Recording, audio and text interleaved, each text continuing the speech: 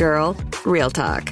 This whole "it's a new year, time to reinvent myself" trash is not the vibe for 2024. You can find someone who loves you for you, as you are. You don't need to read a stack of self-help books, only eat sad salads, or start meditating at 5 a.m. to be ready for dating. So yeah, my advice is to download Bumble and find someone who embraces you the way you are right now. Let me know how it goes.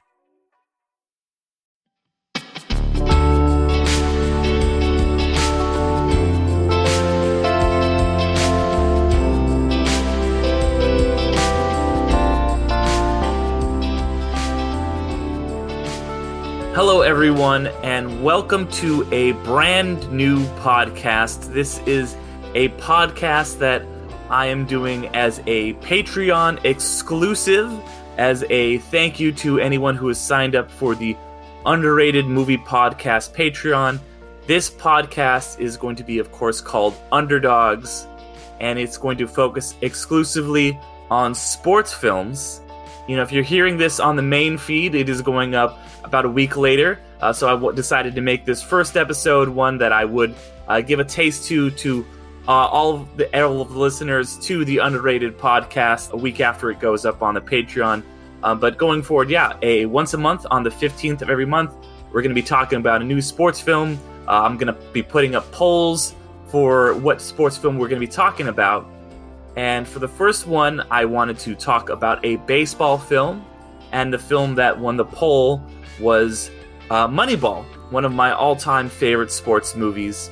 And since we're talking about a baseball film, I had to bring in the podcaster who knows more about baseball than almost anyone else I know, and that would be Craig from the great Hooks and Runs podcast. How's it going, Craig? It's going great, Derek. Thanks for having me on this first episode. I'm looking forward to it. Yeah. Thank you for being here. I'm really excited to have you on. Like I said, you are very knowledgeable about baseball, and then movies as well. I was on an episode of your show where we talked about the top 10 baseball movies as ranked by you and me and your co-host, I believe. That was a lot of fun. But before we get into Moneyball, what can you let the people know about your show? I'm going to try to live up to that introduction as being the expert on baseball. Well, you've always impressed me with your baseball knowledge. You know a lot more than I do, that's for sure. Definitely been studying up on the 2002 Oakland A's. Well, that's perfect. That's excellent. But yeah, before we get into it, did you want to mention anything about your show to our lovely listeners? Sure. Hooks and Runs is a podcast about baseball music and culture. It's primarily a baseball podcast, and with a focus on baseball history, some recent episodes, including our most recent, an interview with Adam Lazarus, who wrote a recently released book, a wonderful book called The Wingmen, The Unlikely, Unusual, Unbreakable Friendship Between John Glenn and Ted Williams. That's a really cool book. We also have interviewed some former baseball players. We had Doug Rao on recently, a longtime Dodger pitcher, as well as Bill Bonham, who played for the Cubs and the Reds during his career, and just kind of a variety of angles. We've talked about ballparks, new and old. We've talked about all sorts of things. And then music, of course, we love our music as well. That's featured on the show periodically. So just a podcast we've had a lot of fun doing. Our next episode will be number 170. Yeah, congratulations. That is no small feat, getting to 170. Well, if you just keep releasing one every week, the numbers keep... I guess that's the way it works. Yeah. Exactly. Well, the numbers just keep going up. Exactly, yeah. Well, thank you again for being on, and coming and talking about... and talking about Moneyball, which is Absolutely. A movie. Yeah, we talked about on your show. We ranked it as one of our top 10 baseball movies. The 2011 film directed by Bennett Miller, starring Brad Pitt, Jonah Hill, Philip Seymour Hoffman, Chris Pratt, and Robin Wright. But what are your thoughts on this film as both a movie and a baseball movie? Well, as a movie and as a baseball movie, the way we did our top 10 was you got to pick your top 5, and then we picked the 5 favorite left over. And if you had not picked Moneyball as one of your top 5, we would have picked it for sure. I think it's one of the best sports films of the century for sure, since 2001. And I think the interesting thing about Moneyball is it is something that anyone can watch, even if they're not really a baseball fan. I think the way the storyline develops in the film can capture the interest of somebody who's even not much of a baseball fan, because it's very clearly laid out. This is a movie about general manager Billy Beane, who is trying something new and different. It creates some natural conflicts that a baseball fan can certainly really sink their teeth into, but a non-baseball fan can understand and follow. There's human interest in the story of Billy Beane's kind of battle against himself as a former star high school player that passed on a college scholarship to sign out of high school and then kind of flamed out as a prospect, as well as his relationship with his daughter, which may be a little bit underdeveloped in the movie or overdeveloped, I guess, depending upon your point of view. But it's an extremely well-written movie. It's extremely well acted, not just Brad Pitt, who's one of my favorite actors, but all of the actors in this movie really deliver a top performance. And, it's just a really enjoyable movie. It's one of my favorite sports movies. It's one of my favorite movies. It's just really well done. It's based on the book. I don't know if you mentioned it. It's based on the book Moneyball, The Art of Winning an Unfair Game by Michael Lewis, written in 2003, about the way the Oakland A's were able to sustain themselves as a top baseball team despite having one of the lowest payrolls in baseball. And it's about Billy Beane, the general manager, who developed these ideas of how to find productive ball players at bargain basement prices. And it's really, like I say, it's a really good movie. It's a great first pick. Your listeners are very astute as to good movies. Yeah. Yeah, I completely agree with all of that. I'm really glad this got to be the one to lead off this podcast, the one that everybody's going to get here on the main feed, because, like I said, this is a great movie. You're absolutely right about it being both a movie that is very good for fans of baseball. It's got a lot of that, literally inside baseball stuff going on. But if you are an outsider, someone who isn't a baseball fan or even a big sports fan, I think that this is a really good film. I watched a video essay that someone did who was talking about how they don't like baseball. They're not a sports guy, but this is their absolute favorite movie. And I think it really kind of compels you in all the drama of that, because you're not watching it from the baseball players' perspectives. You're watching it from Brad Pitt's perspective. He is this guy who has grown up in baseball and he works in baseball, but he is a bit of an outsider.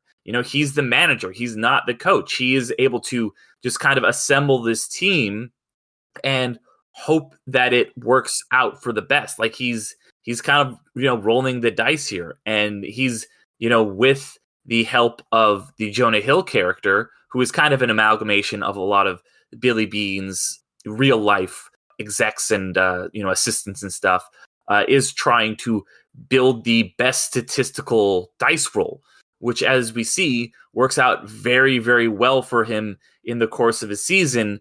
And he starts to change things. But as this is something we mentioned on your show, when you're in a 7-game series, the statistics, it's a little more out the window. They even say that near the end of the movie, right when they're about to lose, it's like statistics hold up over the course of the season, but one at bat, it's all out the window. I think this is the quote. So yeah, really just engaging movie. And I think this movie exemplifies why I think that baseball films are always the best sports films. I just love baseball movies. I think they're so inherently cinematic. Sports movies in general are great because you have that, okay, here's the start of the season, here's the end of the season. There's a natural thing to go for. And this being based on that true story of the Oakland A's, it's kind of tragic in a way. I love the way that Billy Beane, his story develops, that he eventually becomes a lot closer. You see him, he's walled himself off from everyone. And then, he has that moment where he thinks he's cursed. He goes back to the game. They start to make the comeback. He leaves. And then he has the moment at the end. Spoilers for anybody who hasn't seen Moneyball. Definitely go out and watch Moneyball. But he has the moment where the Red Sox, who had beginning of the movie, stole quote unquote Johnny Damon, they're trying to do the same to him and give him the biggest contract ever in the history of sports managers. And he doesn't do it. He doesn't become swooped up by these big contracts like so many of his players had. And I think that was a really great moment. Just really awesome film. You mentioned based on the book. I also want to shout out the screenwriters of this film. Two really great screenwriters. This is a great screenplay, like you said. One of these screenwriters, Steve Zalian, who has written films like Schindler's List, Girl with the Dragon Tattoo, the first Mission Impossible, American Gangster, and then a couple Scorsese's, including The Irishman and one of my favorites, Gangs in New York, and then, of course, the other screenwriter, Aaron Sorkin, whose his credits speak for himself. One of the few screenwriters who is as big a name as a lot of directors. And then, Bennett Miller, of course, being the director, who's only made 3 big budget movies, those being Capote, and then this and Foxcatcher. Foxcatcher, another great sports movie, drama, dark one based on some true events. But he's a really interesting director. He comes from, I guess, documentary filmmaking, and you can really see that style here in Moneyball, with the just focus on characters, a lot of the tight shots that he does, how things will just kind of get closer to show the intensity. And then he uses a lot of B-roll, a lot of actual game footage and stuff like that. Rather than shooting something more cinematic, he shows you like the Fox broadcast or whatever it might be, with the exception of just kind of this one big moment where it kind of switches over to the style of like The Natural or something at the end when they hit that home run at the end of the streak, which is a great little segment in the film. So I completely agree with all you were saying. Moneyball, absolutely phenomenal. Yeah, I think you mentioned the spoilers, and I don't know, can you really have a spoiler on what is essentially a true story? I mean, it's kind of like, do you need to say spoiler alert, the boat sinks if you're talking about Titanic? That's fair. I'm not really sure. I mean, I think more people know that the Titanic sank than know that Billy Beane was courted by the Red Sox after the 2002 season. But I'm always leery about a spoiler in a true story. It just seems a little odd to me. Like Lincoln, he got shot at the end of the movie. It's the way it works. So, I think we assume now a nonfiction will be totally different. Of course, I mean, a fiction film would be totally different, I should say. But other than that, I mean, I think the interesting thing about it is, as a baseball film and as somebody that was aware of the Oakland A's during that time period, the late '90s into the first decade of this 21st century. There are some holes in the film, factual holes that don't really detract from the movie, but are interesting, because one of the things that's not meant, the film leaves the impression that Billy Beane cobbled together this 102 win season out of thin air on no money. And the reality of it is the Oakland A's were actually predicted to finish first or second by everyone. They had won 100 games the year before and lost in the playoffs, and had been a contender for a few years under Billy Beane. The struggle that Beane had in the offseason after losing in 2001 in the playoffs was replacing Johnny Damon, who you mentioned, and also Jason Giambi, their all-star first baseman and best power hitter, and their closer, Jason Isringhausen, were the 3 free agents that the A's could not afford to re-sign. But they were still a loaded team. They had Michael Tejada, who hit 34 home runs. Eric Chavez hit 34 home runs in 2002, the season that is the subject of this film. They traded for Ray Durham. They had one of the best pitching staffs in baseball returning. Barry Zito won the Cy Young Award in 2002. Tim Hudson and Mark Mulder were both outstanding all-star caliber pitchers, and they were able to replace Isringhausen with some pretty good relief pitchers, some of whom were mentioned, but these all-star caliber players were never mentioned in the film. It does leave the impression, I think falsely, that this was not a very talented baseball team that just got off to a really slow start. The other thing in the film that is interesting to me as a Houston Astro fan is the way Art Howe is perceived or portrayed.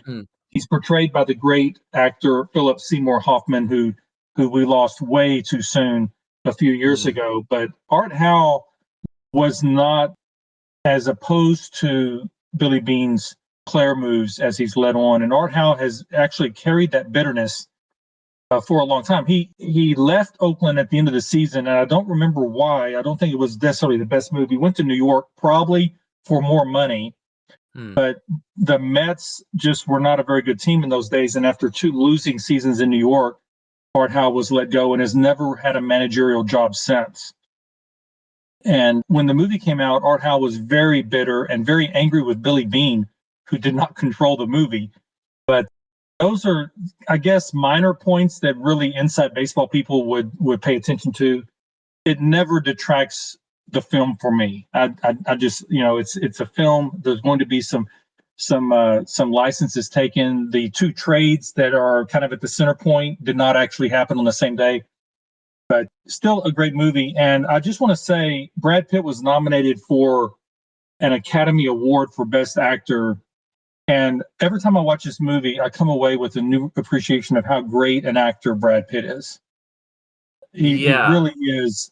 You look at his filmography, and it's just one great performance after another. This one, to me, is no different. Yeah, I completely agree. There's that kind of old refrain about how Pitt is a character actor stuck in the body of like one of the most handsome men in the world. So he's kind of been thrust into these main roles. And I think it's always really interesting when he is in one of these main roles, but he gets to play a character that is like a lot closer to something you would see a character actor play. Someone who is contemplative and thoughtful, and he doesn't. He's very soft spoken. He's really interesting. And that scene that you mentioned, that trades didn't actually happen on that same day, but he is so good in that scene. Like that to me, he is one of the big highlights of the movie. And Pitt he would never have to do this, but he had to make an acting reel or something like that would be in the reel. He's great. You mentioned the late great Philip Seymour Hoffman. He's such a good antagonist in this movie to be like, might not have been how Art Howe actually was, but man, that performance is phenomenal. And it really just, the way they play off each other is great. I think Jonah Hill, there's that, this is kind of when people realize, oh no, Jonah Hill is not just like the funny guy. He can act. Like they even make the joke in This Is the End when he's like praying and is like, hey God, it's me, Jonah Hill from Moneyball. He's absolutely phenomenal. So I think this is, a stacked cast. You've got Robin Wright, I said, in a smaller role. This is early Chris Pratt, who is, I think he's the one of the guys who is a baseball player who wasn't an actual baseball player. Pretty much all of the rest of the guys are athletes, I believe, or were athletes in some respect. There's a couple director cameos in this. You get Spike Jonze as Robin Wright's new husband. But yeah, all around, a lot of talent in this movie, both behind the camera and in front of it. I noticed also that this is Wally Pfister, who people who are fans of Christopher Nolan might know he was Nolan's cinematographer. So that's why part of the reason why this movie looks so good is this is the only movie that Wally Pfister did from, I think it was when he did Insomnia. He did pretty much all of Nolan's movies up until The Dark Knight Rises. And from Batman Begins to Dark Knight Rises, he only did Nolan movies except for this one. This is the one exception, and this was coming right off of him winning Best Cinematography for Inception is the one that he won for. I was going to say, because you mentioned the screenwriters, Aaron Sorkin and Steven Zaillian, that when I was watching the movie very recently, getting ready for this, there was that scene in Scott Hatteberg's house, and that's Chris Pratt. Mm-hmm. Played Scott Hatteberg, who was signed as a free agent by Oakland coming into the season. Like Billy Beane and one of his scouts, Ron Washington, who is played by Brent Jennings, goes to Hatteberg's house to offer him the contract to play for Oakland. And the thing is, Hatteberg has had some arm trouble and can no longer catch. But Billy Beane wants him to learn how to play first base. There's a great exchange, and it's so well written and so well acted, you miss it if you're not really paying close attention. But Hatteberg says, I've never played first base, And Billy Bean says, it's not that hard, tell him, Wash. And then Ron Washington says, it's incredibly hard. Just deadpan as can be. And then later in the exchange, Scott Hatteberg says, because he's replacing Jason Giambi, the all-star first baseman from the previous year that was lost to free agency. And then Hatteberg says, well, what about the fans? And Washington, I don't think I caught this like the first few times I saw the movie, but he says, Hatteberg says, what about the fans? Meaning I'm replacing their favorite player. And Washington says, yeah, maybe we can teach one of them. It's such a good line and so subtle, like you say. Yeah, I mean the way Bennett Miller handles a lot of that banter and sneaks those really great lines into the dialogue is exemplary of a top flight director for sure, with great writers. But this movie is filled with those moments. And like you say, this is, like I say, just watching it for the no telling how many times now, still pick up on these little things that happen throughout the movie. So really a great movie. And it's one of the few movies that I can think of that takes you behind the scenes. Like you mentioned at the top of the podcast, this is not a movie about on the field action. You get some of it. Really to just kind of move the narrative a bit. What's happening on the field is not the point of the movie. Even the big finish at the end when the A's come up short is really almost an afterthought. You just get a little bit of some of that playoff live, like you mentioned, B-roll action. This is a movie about what happens in the clubhouses, in the offices, and on the phone, and all of the conflicts that are highlighted. You have the great exchange between Billy Bean and the aging veteran Dave Justice in the batting cage. And it's all about can we make this work? I'm trying to win a pennant, you're trying to stay in the show. It really brings the mortality of an athlete's career into focus. Really, all of that is stuff you don't normally get in movies where the action is on the field. Right. And you really get a peek inside of the vulnerability of these players and, getting cut, for example, and all of these things that happen during the course of a season you get exposed to that you don't get, I think, in a lot of baseball films. Yeah, absolutely. And like I mentioned before, Brad Pitt, Billy Bean builds up those walls where he's like, well, I can't have relationships with these guys. I've got to cut them. And then he starts to build these relationships and then he has to cut someone. And I think, it's very much, that's obviously works in this baseball movie, but it works, in general. It's like you don't want to necessarily get close to people because you might have to lose those people in your lives. You might have to end a relationship, a romantic relationship, or you might have to move across the country. You might have to lose a relationship for whatever reason. And I think it speaks to that. And that's what I think baseball movies do so well, is that they take this thing that is like, baseball, it's one thing, but they make it very universal. That's why I think they're the best sports movies. I think that they're the best at doing stuff like that. Like we said on your episode, I think that baseball movies are really the story of America and like the American dream and whatever form that might take, like we mentioned, we talked about 42. That was really about the civil rights era, filtered through the story of Jackie Robinson. You have, League of Their Own, which is a story about women becoming more and more important post-war and wanting to do things after their husbands came back from the war and they were helping with the war effort, and now they want to be able to join the workforce to do all the things that men have been able to do for so long. Or Sugar, about the immigrant experience. But I think this one absolutely applies to that, and because this is a movie about how things are changing in the turn of the century. This is set in 2001, and now we are starting to understand things about baseball. They're saying, look at all these analytics, these sabermetrics. You can really revolutionize the game if we start thinking better. But then there's the old guard, the way that they're like, this is the way things have always been done. So we are not going to change the old way. This is the way we've made our money. This is the way, and that's the theme that comes up again and again and again in the movie. And in that conversation that he has with the GM of the Red Sox, he kind of talks about, like it didn't work out this year. The first guy through the fence always gets bloodied. And that applies to baseball, but it also applies to just the way that the world was changing then, and it still is changing, and that there was so many people in America want to just do things because that's the old way, that's the right way, and they are just, progress is trying to be hindered, and that's one thing I think this movie does really, really well. It does. The meeting in the scouts room at the beginning when Billy Beane starts to talk about some of these inexpensive players he wants to pick up and focus on base percentage instead of the old guard scouts of that time, using their eye test. And it's our experience and our gut and our instinct and what have you that is going to rebuild this team. And that's the conflict between Billy Beane's vision of how baseball teams are put together and the old guard.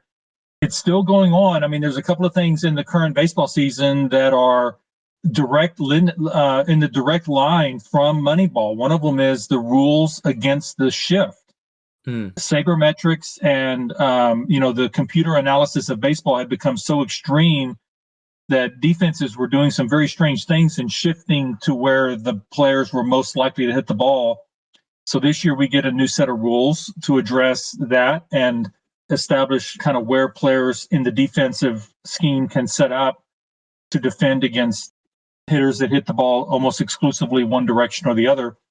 So we have the anti-shift rule. The other is more micro-oriented, but as I mentioned, I'm a Houston Astro fan. I'm down here in the Houston area, and it has been a real difficult season for the Astros, even though we did clinch a playoff spot last night, the next to last game of the season with a win over Arizona, because we have an old guard manager. Dusty Baker is in his early 70s. He's been around baseball since the early 1970s as a player and a longtime manager. He's been very good for Houston, but he is an old style manager. And we have a couple of young players that a lot of fans, me included, feel are not getting enough playing time because the eye test of the old guard says these two veterans should be playing in their place, even though all of the numbers say Chris McCormick and Yasmer Diaz ought to be playing catcher and in the outfield. And so I said, Chris, it's Chad McCormick. And that's been going on, the radio shows and the whole bit about these players and Dusty Baker's kind of hard-headed approach to the old guard way of doing business, which is look at the players' personal instinct and so forth. So these conflicts in the game that are highlighted in Moneyball are still alive and well in baseball today. Yeah, absolutely. It was something like it's obviously was happening when the film is set in 2002. It was still happening in 2011 when the film came out. And as you mentioned, it's still going on in 2023 as we're recording this episode right now, both in baseball and then with so many other things, people just clinging to the past. But yeah, I think, we're talking about how baseball movies are, for me, my favorite kind of sports films, the ones that translate the most cinematically, the ones that have the most to say about our world. Would you agree with that? They do. I think there are some films from the other sports, but I don't think that you get the variety. I was struck when we did our episode back in the summer how much variety there was in these different films, how many different angles the film was able to take, and you just don't see that in other sports and football films. And football films are, I was thinking of football. I was thinking of North Dallas 40, which is the closest thing to me to a baseball film that you get in the sport of football anyway. But a lot of other sport films just don't have the variety or the number of films, the number of stories that can be told out of that. So absolutely. I mean, I agree that the baseball, you said it on our show, it's the story of America, and in a lot of ways it is. And baseball, in a lot of ways, is a story of America. It was America's pastime for so long and was such an instrumental part of the morale of the country during World War II, for example. And only when we became more of a faster paced, non-agrarian economy and society did baseball succumb to other sports, namely football. as the number one viewer experience or fan experience but baseball still has that very romantic appeal to it. It's even in the film, late in the film, Brad Pitt says it's hard not to be romantic about baseball. Yeah. And that is so true. Yeah, that is one of my favorite lines of the film. It's something. I have a friend who's not a big baseball fan, and I say that to her all the time. Yeah. And it's, I think what you were hitting on about, the romanticism of baseball and the kind of slower pace are things that might have hurt it in the real world with football and other sports being faster paced. But I think it really does a lot of favors to it on the big screen. You are able to slow down, have these characters staring each other down. You have characters that aren't really covered in a lot of gear, so you are able to connect. I mean, that maybe not be a huge thing in this issue where it's mostly about the managers, but the characters, you're right up there in their face. There are these moments. It's not all just kind of constant action. It's not like it's not like football, which would be more like a John Wick movie or something. There's a lot more room for drama when it's just, there's this bit moment and then the crack of the bat is so just cinematic. And that's why so many good baseball movies end with like the big home run, the natural, like we said, just boom, shooting out the lights. There's nothing like it. And just having that calm before this big moment lends itself so well to a movie. And that's why I think, despite what happens to baseball might not be the number one America's pastime anymore, it still is going to be the number one sports movie to me, I think. And circling back to the whole romantic notion of it, it really is. There is something special about baseball, the way that you sit down with the Cracker Jacks or whatever at the game, and the way it's passed from fathers to son is such a big thing. I talked about on your show how the reason that I know what I know about baseball is because my dad is a huge baseball fan. You're an Astros fan. I'm an Angels fan. He watches every single game. He watches all the Angels games. He doesn't live in that market anymore, so he pays for like the MLB package or whatever so he can watch all the games. They went on a road trip that took like 2 weeks or something like that, and they got to see, the Rock and Roll Hall of Fame in New York City and all these amazing places. And he's like, they get back, and I was like, Dad, how was the trip? He was like, great, but I get to go back and watch the Angels now. I didn't get to see any Angels except for when they played them in Baltimore. We were there. I got to see one game, so. My hat's off to your dad, because my God, it must be tough to be an Angels fan. Oh my God, yeah. Even me as like a casual fan, I'm like, it's like we have two of the most transcendent players of all time. We can't crack 500. It's rough. Yeah, and we're about to lose one of them probably. Yeah. So yeah, it's been rough. Absolutely. That's one of the things I've told some of my Astro friends who are really down on the team this year because they haven't won 100 games and haven't run away with the West. And you go, sometimes the other teams are good too. They're trying to win too. The Texas Rangers have gotten good, and we've gotten a little spoiled in Houston, but hopefully we got another playoff run in us. We'll see what happens. Yeah. Well, I mean, I would say best of luck to. I can't bring myself to say that. And it's Chas McCormick. I always get his name wrong. It's Chas, Chas. Chas McCormick is the other player. He's hitting 276, 22 home runs with part-time play. And that's one of the players. It's been a real dramatic thing for a lot of fans that those two guys, Yanair Diaz and Chas McCormick. But again, it's the Moneyball conflict coming to life this year in Houston. And we'll see. We'll see. So obviously, I don't want to be fatalistic about baseball. Baseball attendance is up and fans still flock to these games. It just doesn't have the TV ratings, and it doesn't generate the media that football does. And football is really a made-for-TV sport. If it didn't already exist, a lot of people say TV would have had to invent football for Sundays, Yeah, that's right. So, but the playoffs are around the corner. This was a great first pick. I don't know what more there is to say. I'm looking at my notes. We've covered all of my notes about this film. And Billy Beane, incidentally, is still with the Oakland A's. Yeah. And they are moving to Las Vegas. But Billy Beane has made a career out of being an Oakland. He's a company man with the Oakland Athletics. And as recently as 2020, the strike shortened season, they were still winning the American League West. And I don't know what happened. New ownership came along. They've cut the payroll even more, and not even Billy Beane can field a competitive team.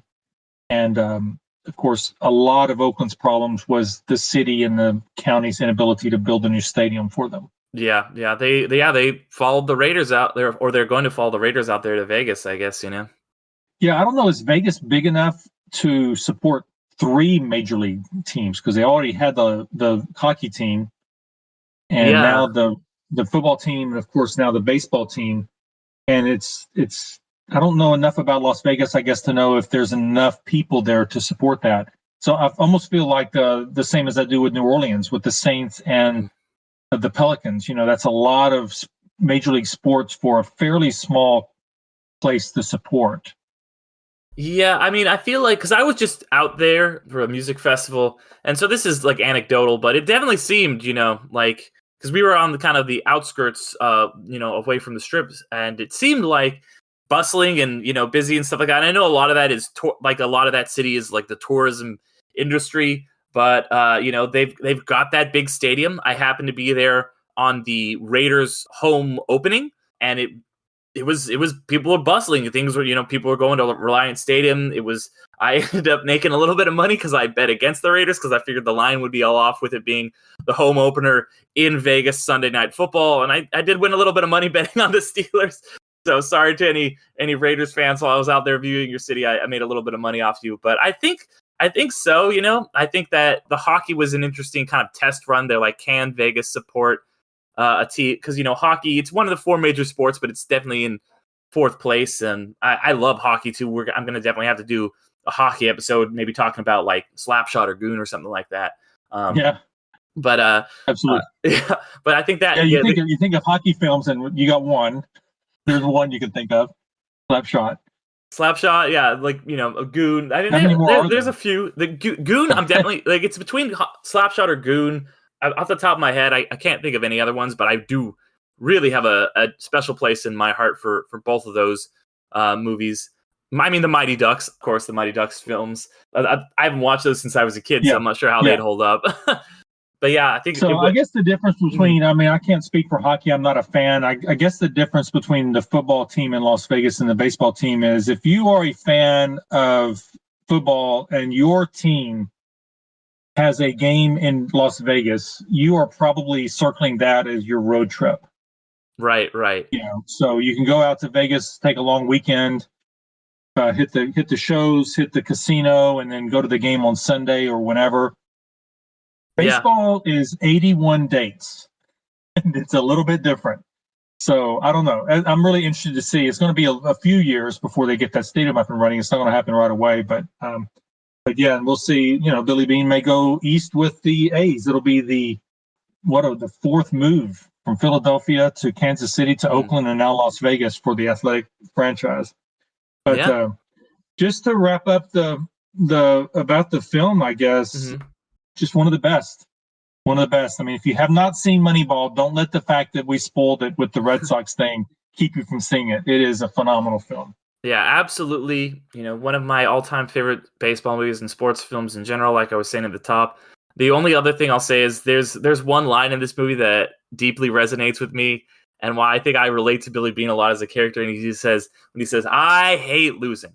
I hate losing more than I love winning, and it is not the same. And I understand that. I am a competitive person, and I have never been near the level of competition that is displayed in this movie. But even playing a board game, my parents something. I've got to win. I've got to crush them. I've got to be the Lord of Catan.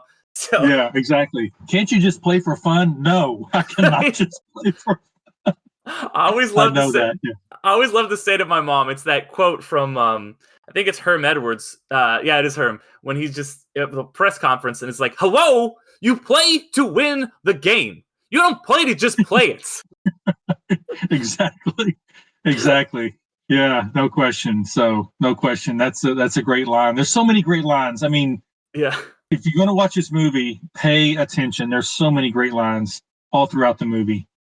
Yeah. So Well, Craig, yeah, it sounds like we are wrapping up. Thank you again for so much for coming on, bringing your wealth of baseball knowledge, your knowledge on films as well to this. I think this great way to start out this new Patreon podcast. Hopefully, this great discussion we have had entices some people to head over to the Patreon. If you're wondering about that, it's just Underrated Movie Podcast at patreon.com/underrated movie podcast, or go to underratedmoviepodcast.com. It's got all the links there. So that's it for the Patreon. But Craig, what about your show? Where can people find that? We're at hooksandruns.com, or you can go to your platform of choice. We're on almost all of them, I'm sure. Hooks and Runs. And we are a weekly podcast, new episodes on Thursdays, and have a lot of really cool stuff coming up. And we've got a back catalog of episodes that are pretty interesting too. So we'd love to have you join us at Hooks and Runs, as well as Underrated Podcasts and Underdogs. Yeah, absolutely. Yeah, thank you so much. And I'm sure you guys are going to have some, this is coming out right as the playoffs are starting. So there's going to be some good stuff on there. I'm absolutely positive. Well, later tonight, after the last games are in, we're going to do an episode and preview the first round playoff games. So that's going to be later tonight. So absolutely, yeah, it's showtime for baseball. It's not quite football season for me yet. We got to get through the World Series. Right, fair enough. Then I'll watch a lot of football, maybe. Yeah. But thanks for having me. Yeah, thank you for being on. Yeah, I was just going to say, October is kind of the best month for sports because you've got baseball, you've got football in full swing, and then basketball and hockey are just starting to gear up. There's interesting stuff like the Dame trade and stuff like that to talk about in basketball. So it's just a great sports month, And then you've got stuff like F1 and everything else. So it's awesome. Absolutely. Well, everybody, thank you for listening to the pilot episode of Underdogs. Hope you come back for more. Hope you come back for more Hooks and Runs as well. Until next time, I'll see you guys all later.